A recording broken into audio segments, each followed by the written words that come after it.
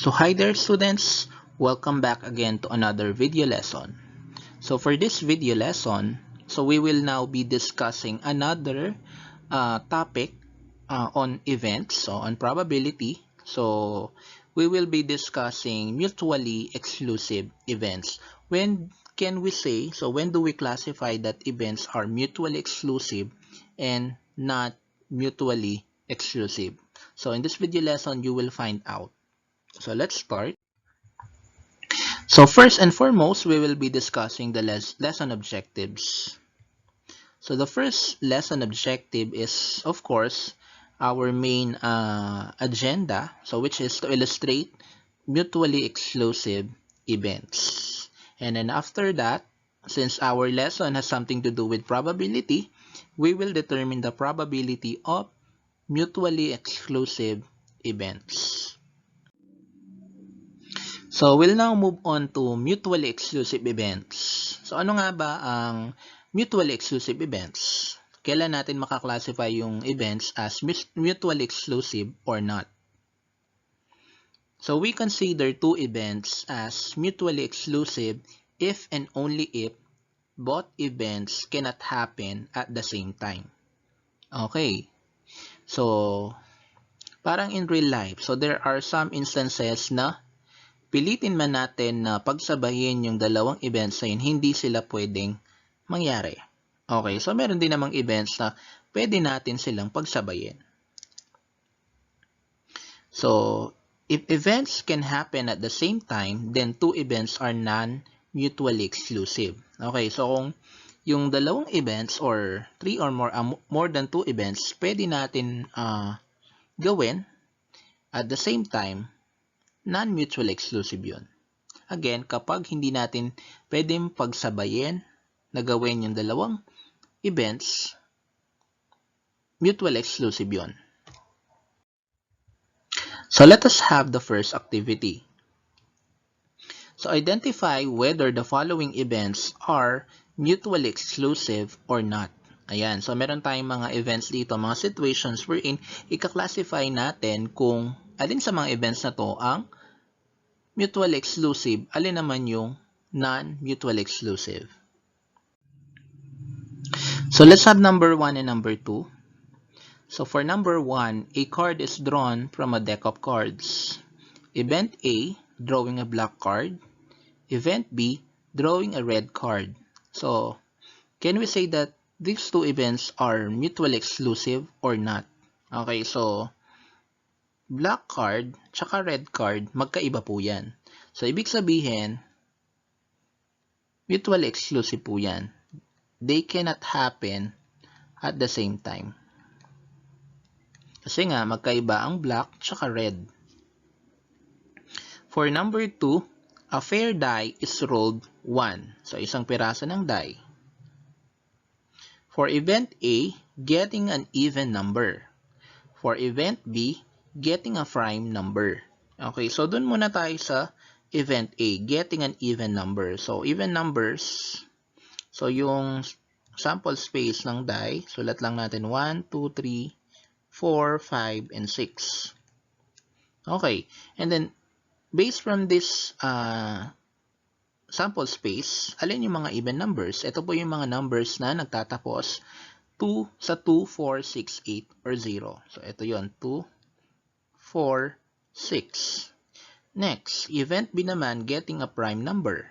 So, yung mga prime number, ito naman po yung factors lang nila is yung number mismo, tsaka yung 1. Okay, so 2 is a prime number, 3 is a prime number, 5 is a prime number. So, event A and event B are non-mutually exclusive. So, bakit naging non-mutually exclusive sila? It's because yung 2 even number siya and at the same time, prime number siya. So, ibig sabihin kapag ang nakuha natin sa roll ng die is 2, considered yun as even number and then prime number. Kaya non-mutually exclusive. They can happen at the same time. For number 3 and 4, a jar containing 3 red balls 2 orange ball, and 1 green ball. For event A, drawing an orange ball. Event B, drawing a primary color. Okay. So, orange ball. Ayan, we have there 2 orange ball. And then, what are primary colors? When can we say that a color is primary? So, ang ating mga primary colors, ito po yung mga walang halo. Okay, pure sila. Like for example, meron tayong tatlong primary colors. Red, blue, and then yellow. Okay, so yan, primary colors sila.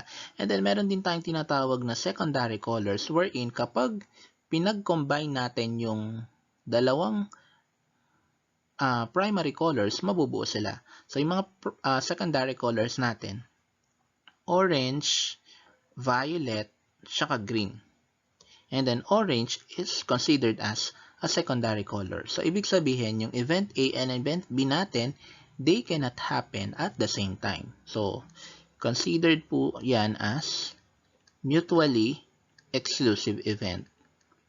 Okay, so, about drawing a red ball and then drawing a primary color, non-mutually exclusive is because red is a primary color. Number 4, Jenny is doing the household chores. For event A, Jenny is washing the clothes. Event B, Jenny is mopping the floor. Okay.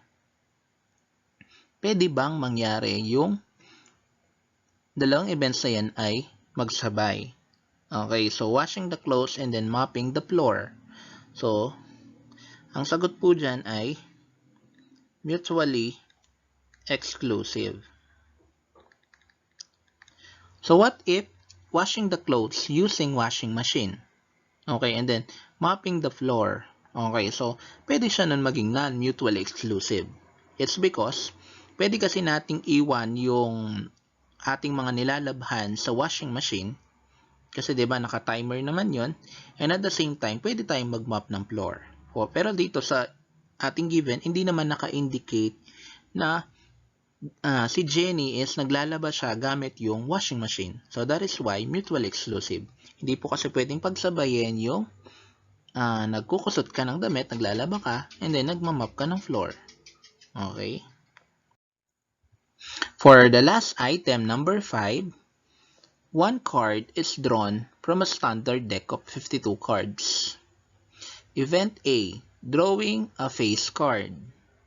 And then event B, drawing a diamond card. Okay. Sir, ano po ba yung mga face cards? Ito po yung may mga muka. Jack, Queen, and then King. Okay, diamond card. Ayan, isa po yung suit, di ba? Diamond. Okay, so mutually exclusive ba yan or non-mutually exclusive? So, ang sagot po dyan is non-mutually exclusive. Event A and event B can happen at the same time. It's because kapag nakabunot tayo ng Jack of Diamond, pwede yon. Nakabunot tayo ng face card na Jack. And then, yun nga. What if na tama na Diamond yon? Tama yon. So, meron po tayong Jack of Diamonds, Queen of Diamonds, King of Diamonds. That is why these two events can happen at the same time. Non-mutually exclusive. So let's now move on to probability of mutually exclusive events. So if two events A or B are mutually exclusive, then the probability that either A or B occurs is the sum of their probabilities. Okay, so ibig sabihin, kapag yung dalawang events are mutually exclusive, they cannot happen at the same time. So, parang individual events sila. So, ang gagawin lang po natin ay i-add po natin yung kanilang probabilities. Yan, based po sa ating Venn diagram. Ito yung A. Ito yung B. So, kapag mutually exclusive events sila, i-add lang po natin yung probability that A will occur, event A will occur, and then the probability of event B. Ayan, so, tapos, yun na po yung sagot. And then, again, kapag probability or any topic na nag-i-involve yung fractions, kailangan po nating i-simplify. So, kahit na equivalent fractions sila, but they are not simplified, that is not considered correct. So let us have probability of non-mutually exclusive events. So non-mutually exclusive events, these are events that can happen at the same time.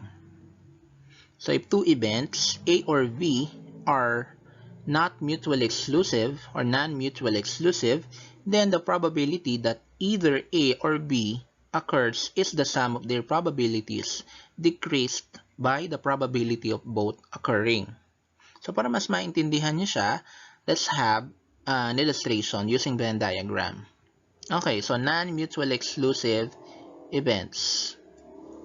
So ito yung A, event A. Ito naman yung event B. Okay, so kung non-mutually exclusive events sila, ang gagawin lang po natin, since meron silang intersection, yung nasa gitna, ayan, yung naka-shade ng violet, so i-add lang po natin yung probability na nag-occur yung A tsaka yung probability ng B, and then isusubtract natin yung kanilang intersection. Okay, so ayan po yung formula.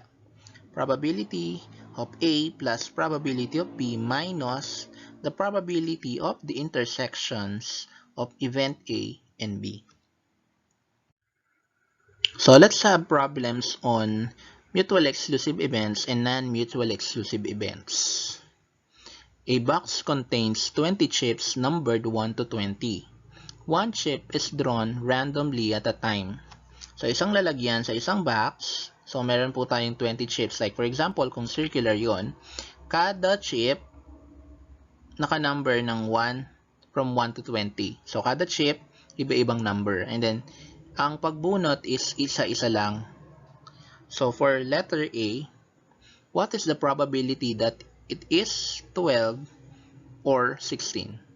Okay, so yung probability of event A tayo, yung sa 12, ayan, probability of A is probability of 12. And then probability of B naman, event B natin is probability of 16. Okay, so form natin yung equation, solution. So probability of A or B is equal to the probability of A plus the probability of B. So, anong probability na makakuha tayo ng 12? That is only 1 over 20. Dahil isa lang po ang 12 dun sa 1 to 20 na yon. Hindi pwedeng umulit. As well as yung sa 16. 1 over 20. So, i-add natin yung 1 over 20 tsaka 1 over 20 will get 2 over 20. And then, i-simplify natin yon. So, yung GCF is 2. So, our final answer is 1 over 10 na pwede nating express again in decimal, percentage, fraction. So, 1 over 10 is 10% or in decimal 0.1.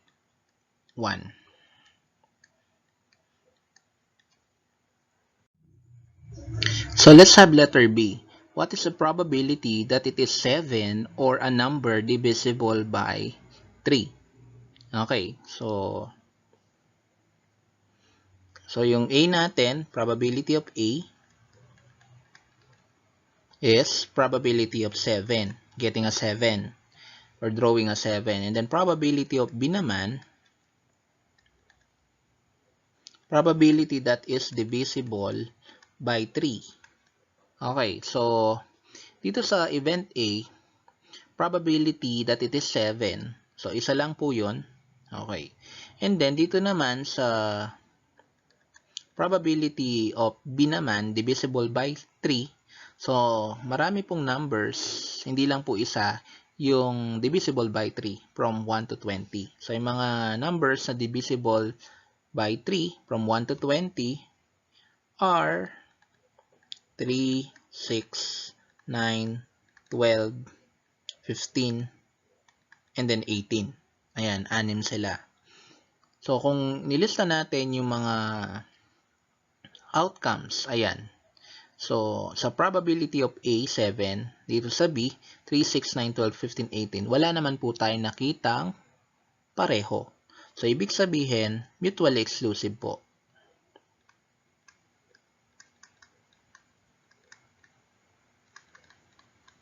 Now, yung solution natin will be the probability of A or B is equal to the probability of A plus the probability of B.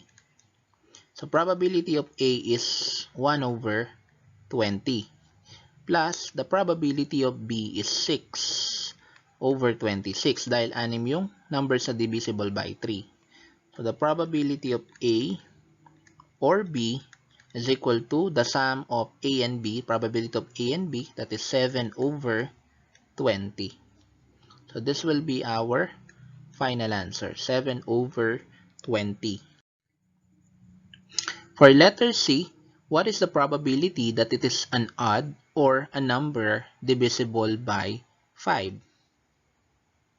So, probability of A. So, A muna natin is yung probability na odd. Mga odd numbers, 1, 3, 5, 7, 9, 11, 13, 15, 17, 19. Okay. And then, yung probability naman na ng B, divisible by 5,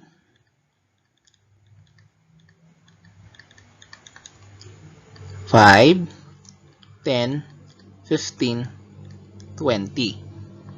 Okay, so meron ba tayong makikita ang intersection ng A and B? Meron po. Yung 5 tsaka 15. Now, paano yung ating magiging solusyon? So, the probability of A or B is equal to the probability of A plus the probability of B minus the intersection of A and B. Okay, by the way, non-mutually exclusive po ito.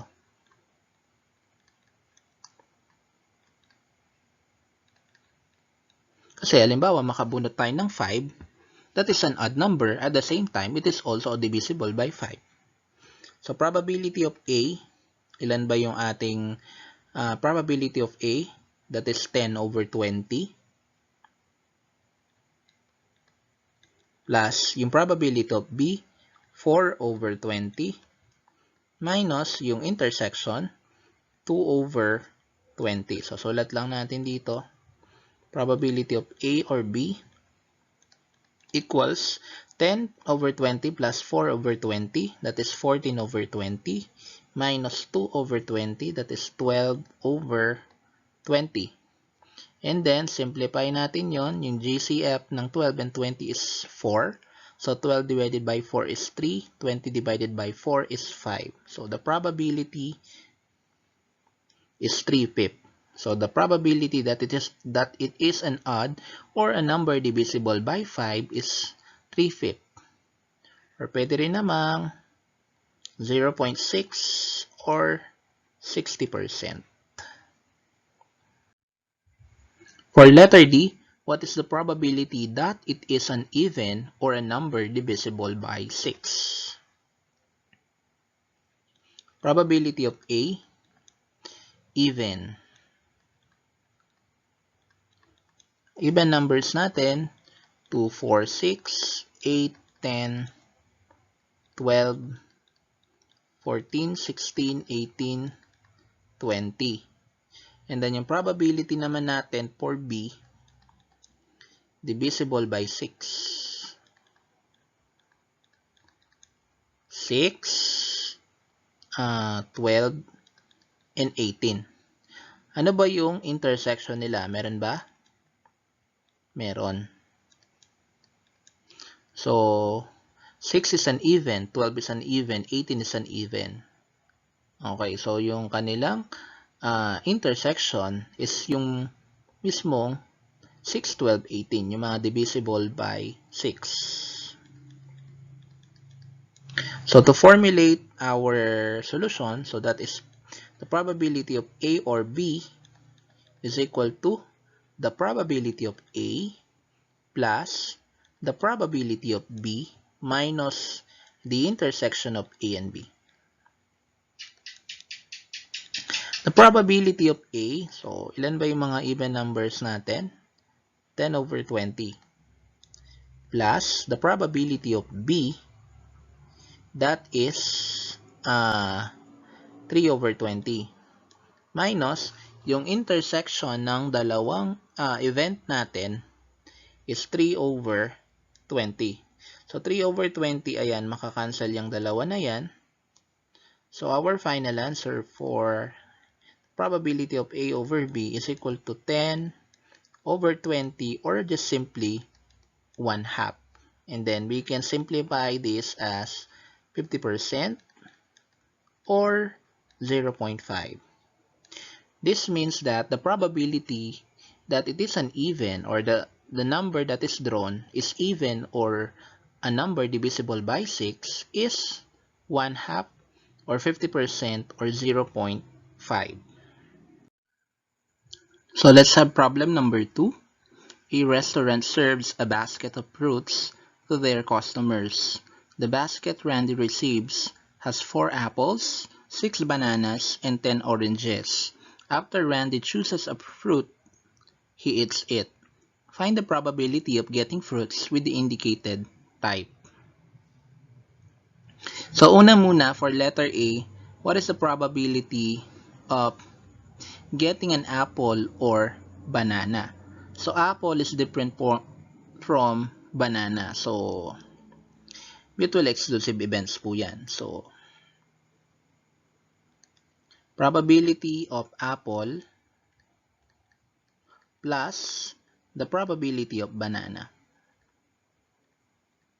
So yung probability of apple, we have 4 over, so yung total po natin, 4 plus 6, 10 plus 10, 20. So 4 over 20 plus the probability of getting banana is 6 over 20. So the probability of apple or banana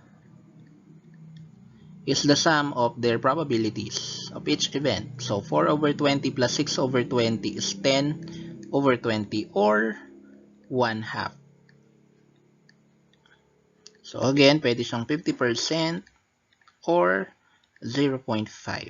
So the probability of getting an apple or banana is 1/2. What about the probability of orange or not banana? Okay.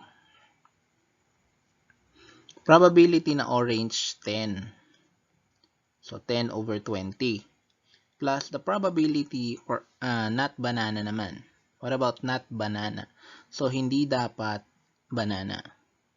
So cross out po natin yung 6 bananas. And then, hindi na po natin pwedeng kunin yung orange. Okay, so ang available na lang po is yung apple. So we have 4 over 20. So add lang natin yan. We have 14 over 20. Or simplify natin yung 14 over 20 as 7 over 10. So the probability of getting an orange or not banana is 7 over 10. So what about the probability of getting banana or orange? So probability na makuha natin yung banana is 6 over 20. Plus yung probability ng orange naman, 10 over 20.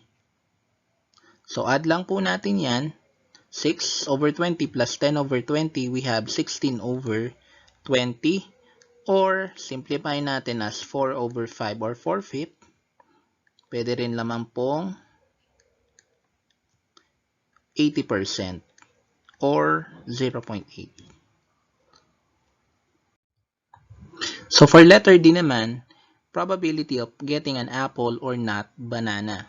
Okay, so apple, we have 4 over 20 plus not banana. So, i-cross out natin yung banana 6. And then, hindi na po natin pwedeng isama yung apple kasi meron na doon. So, ang available lang po is yung 10 na orange. So, 10 over 20. Just simply add 4 over 20 and 10 over 20. This will give us 14 over 20 or 7 over 10 na pwede rin namang 70% or 0.7. So this means that the probability of getting an apple or not banana is 7 over 10. So for our last problem, number 3, a card is randomly drawn from a deck of 52 cards. Find the probability of drawing a queen or an ace. Okay. Pakita muna natin yung probability of queen. That is 4 over 52, di ba? And then the probability of ace naman is also 4 over 52. So, ano po ito? Mutually exclusive events. Magkaiba ang queen sa ace. So, the probability of getting queen or ace is equal to 4 over 52 plus 4 over 52 equals 8 over 52 or 2 over 13. So, ayan. Yan po yung probability of drawing a queen or an ace. For letter B, a face card or an 8. Okay, face card. So, the probability of getting a face card is 12 over 52 or 3 over 13. Ayan, simplify natin para mas madali na lang mamaya. Next, the probability of getting an 8. That is 4 over 52 or just simply 1 over 13. So, the probability of face card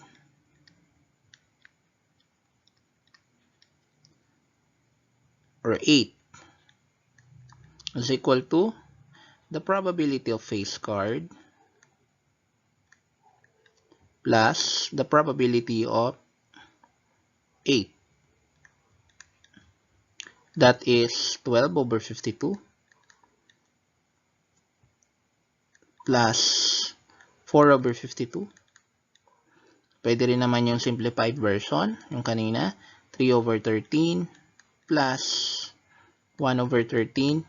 This will give us 4 over 13.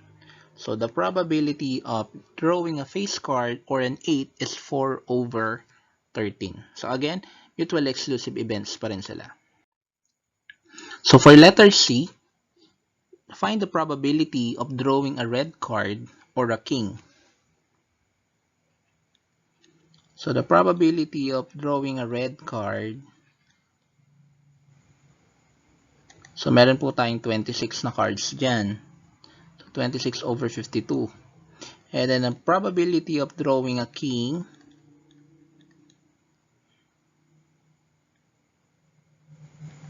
we have 4 over 52. And then meron silang intersection. Okay, so ito yung event A, event B. So yung probability ng kanilang intersection,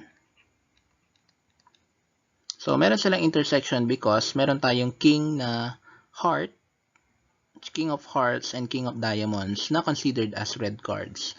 So 2 over 52 yon. So yung ating solution, probability of red card or a king is equal to probability of red card plus probability of king and then minus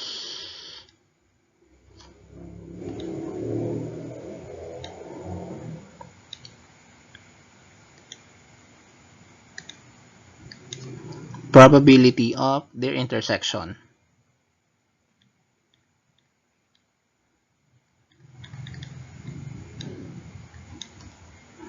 So red card muna, 26 over 52 plus king 4 over 52 minus ang intersection nila 2 over 52. This will give us 28 over 52. So 26 plus 4 is 30 minus 2, 28. Then simplify natin 7 over 13. So the probability of drawing a red card or a king is 7 over 13. So non-mutually exclusive sila. It's because pwede tayong makadraw ng red card na king at the same time. So for our next lesson, we will be solving word problems involving probability. So it has something to do with probability of independent events and dependent events. So anong pinagkaiba ng independent events and dependent events? Parang ano lang yan, yung independent variable and dependent variable. Kaya lang dito we're talking about events. So kung ano yung probability of independent and dependent events, i-discuss ko po yan sa susunod na video lesson. So that's all. Thank you.